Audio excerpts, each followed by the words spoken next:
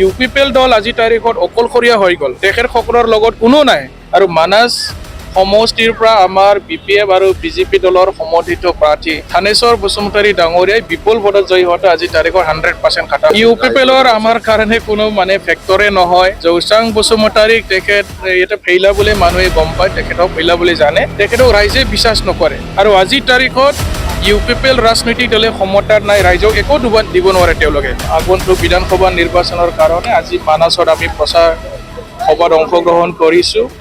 আগ্ৰামা ছাৰৰ নেতৃত্বত আজি বিপিএফৰ বহুত কেইজন ষ্টাৰ কেম্পেইনাৰ একেলগে আমি অংশগ্ৰহণ কৰিছোঁ। আৰু মানাস সমষ্টিৰ পৰা আমাৰ বিপিএফ আৰু বিজেপি দলৰ সমৰ্থিত প্ৰাৰ্থী থানেশ্বৰ বসুমতাৰী ডাঙৰীয়াই বিপুল ভোটত জয়ী হোৱাটো আজি তাৰিখৰ 100% খাটাং হৈ গ'ল। এতিয়া অন্য দলে শক্তিশালী নহয়, কেৱল বিপিএফ শক্তিশালী হৈছে। আৰু ৰাইজে আজি হাজাৰ হাজাৰ ৰাইজে বিপিএফক সমৰ্থন জনাই আমাৰ প্ৰত্যেকটো সভাত অংশগ্ৰহণ কৰি আছে। আৰু ইয়াৰ পৰা আমি অনুমান কৰিব পাৰোঁ যে আগন্তুক বিধানসভা নিৰ্বাচনত আমাৰ দলৰ প্ৰাৰ্থী থানেশ্বৰ বসুমতাৰী ডাঙৰীয়াই 25-30 হাজাৰ ভোটৰ ব্যৱধানত তেখেতে জিকাটো ক্লিয়াৰ হৈ আছে। ইউপিপিএলৰ আমাৰ কাৰণে কোনো ফেক্টৰে নহয়। জৌচাং বসুমতাৰীক তেখেত এটা ফেইলা বুলি মানুহে গম পায়, তেখেতক ফেইলা বুলি জানে, তেখেতক ৰাইজে বিশ্বাস নকৰে।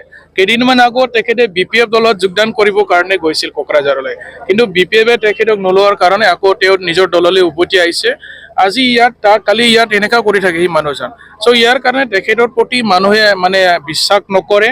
আৰু আজিৰ তাৰিখত ইউপিপিএল ৰাজনৈতিক দলে ক্ষমতাত নাই, ৰাইজক একো দিব নোৱাৰে। তেওঁলোকে না ৰাস্তা দিব পাৰিব, না দলং দিব পাৰিব, না দুখীয়া দৰিদ্ৰৰ কাৰণে আইবিএছ দিব পাৰিব, না আমাৰ যুৱক যুৱতীসকলৰ কাৰণে চাকৰি বাকৰি দিব পাৰিব। আজি তাৰিখত প্ৰমোদ বড়ো ডাঙৰীয়াৰ যি ইউপিপিএল ৰাজনৈতিক দল, মানুহে তেখেতসকলক বিশ্বাস নকৰে। আৰু ইউপিপিএল দল আজি তাৰিখত অকলশৰীয়া হৈ গ'ল। তেখেতসকলৰ লগত কোনো নাই। আমাৰ লগত আজি তাৰিখত বিজেপি আছে, বিজেপি আমাক সহায় কৰি আছে।